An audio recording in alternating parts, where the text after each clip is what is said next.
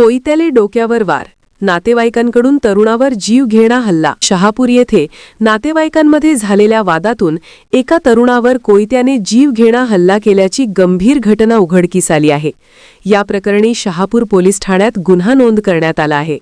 अर्जुन प्रकाश गोसावी वय 27 राहणार साईनगर राधानगरी यांनी दिलेल्या फिर्यादीवरून अनिल जयसिंग गोसावी व सुरेश जयसिंग गोसावी दोघे राहणार कागल यांच्या विरुद्ध भारतीय न्याय संहिता व भारतीय हत्यार कायद्यानुसार गुन्हा दाखल करण्यात आला आहे।